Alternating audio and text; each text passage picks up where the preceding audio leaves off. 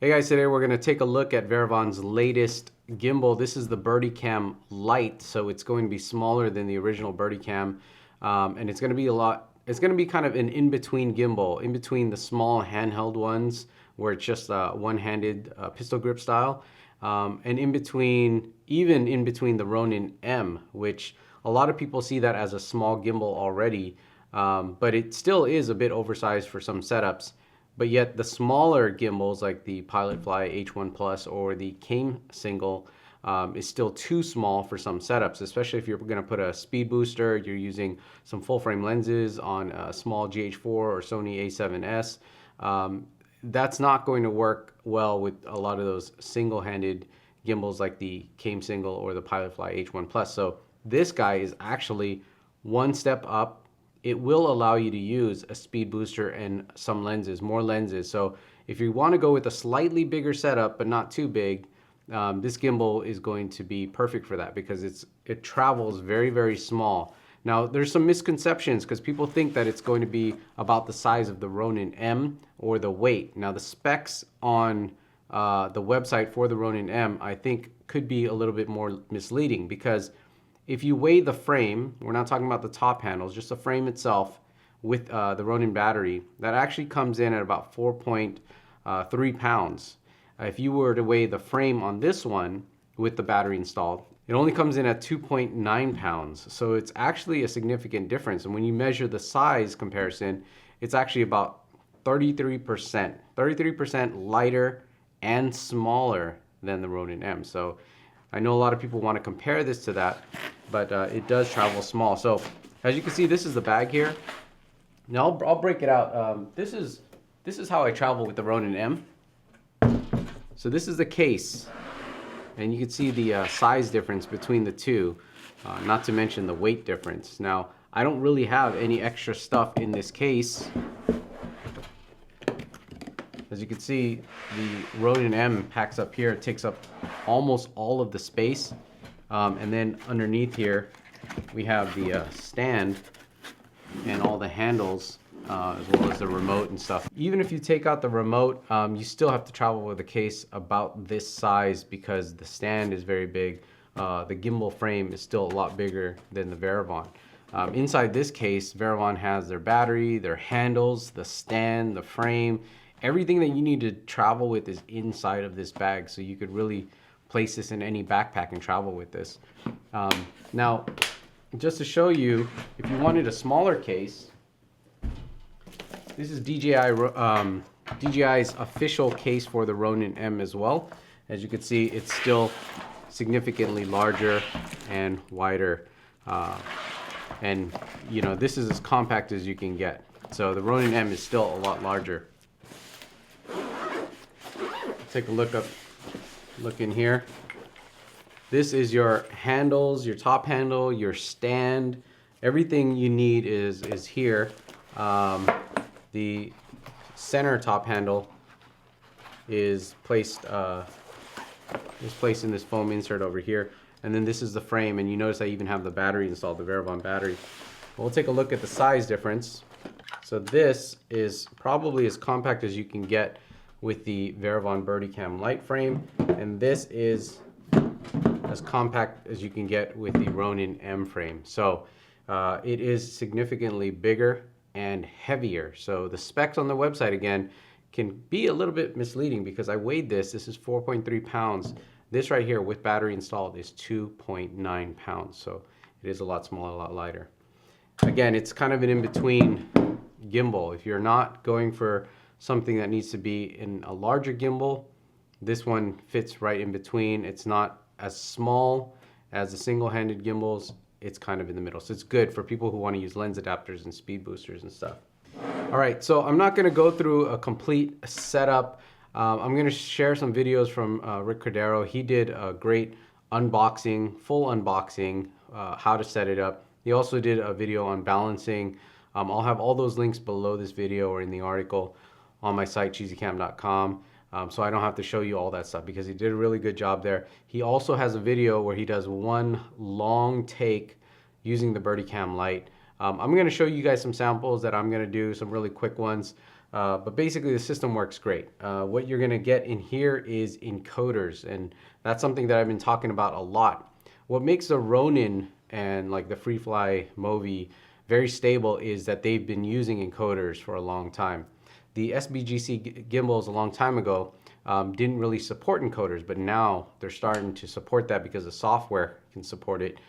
So manufacturers, gimbal manufacturers, are starting to put that into SBGC. So I find it super, super stable. So I can use a ronin-m, I can use SBGC gimbals. I find it personally the same. I think it's just as efficient, just as stable. And so yeah, this is going to be a really great system for those who don't want to go quite as small as the Came Single or as big as a ronin-m. Fits right in between. Look at this.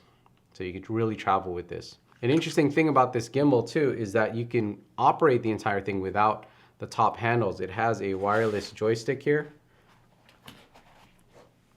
So you can control the pan and tilt and change modes wirelessly from this remote. So you can install this to a jib, you can install this on a monopod or a tripod, and it just uses a standard Arca Swiss plate here. So if you get an Arca Swiss quick release adapter, you can mount this to just about anything. And if you really wanted to, if you wanted a one-handed system, you could even just mount this to a single handle. So again, not quite as small, not quite as large, kind of in between.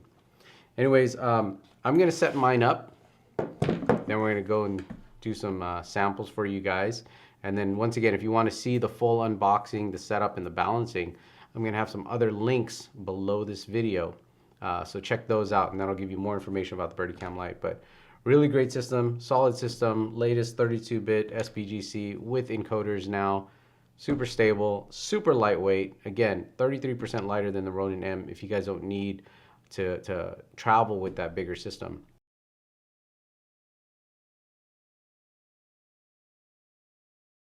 So we have the Varavon Birdycam Lite here set up. Now before we take it out, I just kind of want to go over a couple of different features here because they put some detail work into this to accommodate a lot of the people that use gimbals. Now first off, we have a camera mounted to a QR system, so you can get your camera off the gimbal very quickly or on the gimbal very quickly. And they're using a Manfrotto 501PL compatible plate, which means that once you take your camera off this gimbal, after running around, you can go right to a Manfrotto head, anything that takes a 501PL, and a lot of people are using that. So very convenient to have that Manfrotto base built into the system, so you don't even have to use their plate. You can use any Manfrotto 501PL plate and it will work on this gimbal directly. So that is convenient. Another thing is they have a little shoe mount here on the top. So if you're looking to mount some accessory LED light or something, you could do that. There's already a shoe mount here. There's a ton of quarter 20 threads above this top handle here. There are some quarter 20 threads on each handle, as well as a 3/8 mount here, so you can mount other magic arms or something else. The wireless remote typically mounts off to the side here, and this is what it looks like. It's got a little joystick that you could click into the joystick. You also have different modes here, and as you switch through the different modes, you could see different color LED lights display through this little hole over here. Another thing you notice is I have a Sony A7S here, a Metabones adapter, lens adapter.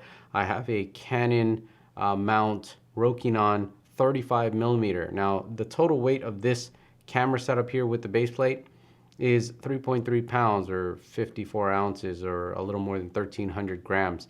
This is pretty much the ideal max weight for this gimbal, is what Varavon is saying. And you know, I put this on here, it handles fine.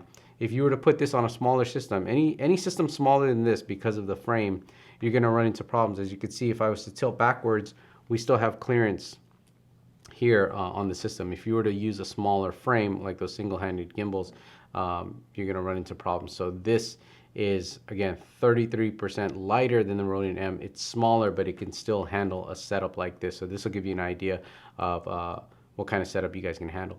Another thing you notice is it's a single swing arm here off to the right side, and you have full clearance on the HDMI ports, audio ports, and all that stuff. So a lot of the gimbals will obstruct that with some sort of motor on this side. But here they purposely left this wide open so you can add your HDMI cable, run it up to an external monitor, or send it out with a wireless transmitter or something like that.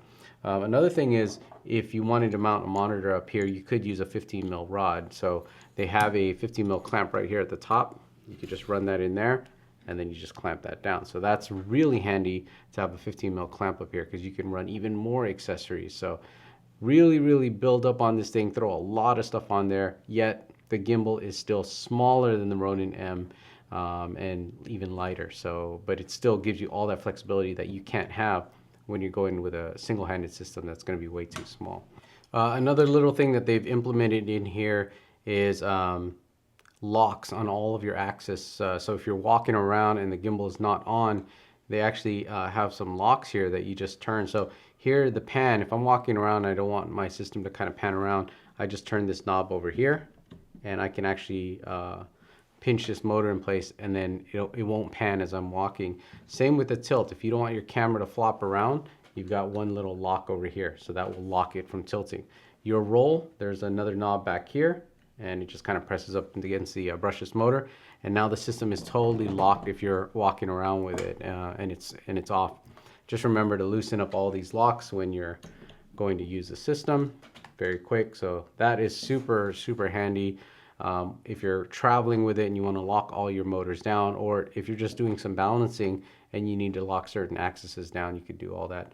The system is 100% toolless as far as mounting your plate here, sliding the camera forward and back.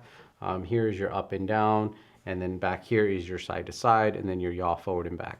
All toolless, so just little thumb clamps. Anyways, that's just kind of a quick overview. Let me boot this guy up and show you the encoders here. So the battery mounts underneath the camera. It's just a little wire that plugs in. Right now the gimbal is on. Don't even hear it. Let's pick it up. So as you can see, it's very stable. We're in mode 1 right now. And then if I was to change to mode 2, just do it right here. Turn on the power on this wireless remote. So mode 2 here is will give me my follow on my tilts as well as my pan. Mode 1 disabled the tilt, but it did follow the pan. And then your mode 3 is going to disable both your tilt and your pan, so you can get into briefcase mode if you're doing some sort of low mode shot. Another thing is, if you wanted to, let's say we're in mode 3, or let's go to mode 2, and then we were to use the joystick and change our pan. If we were to click on this joystick button here, it would return back to the home position. So it would go back to mode 1 and then just kind of reset itself. Now this system does use encoders, SBGC, so that means if you wanted to level or correct or just change the orientation of your camera, you could do some with the joystick here, pan and tilt, but you can't do roll if you wanted to, say, level your horizon. But because it has the encoders, if you just hold it for 2 seconds, you could do anything you want with this. So if I was to just hold it like this, hold for 2 seconds, that's going to be my new position. If I wanted to change my pan, hold it here for 2 seconds, it's going to stay that way. If I want to do my roll, hold it here for 2 seconds, that's going to be my position. So really cool, but if I want to go back, reset, mode 1, reset home position. So a lot of flexibility here. The encoders let you do all that stuff. So if you felt that your horizon was a little off, or you just wanted to kind of give a little angle to your footage, you just have to tilt this, hold it for 2 seconds, and then it will maintain that. So anyways, we'll take it out now. This is a pretty cool system, and we'll show you guys a little bit of footage.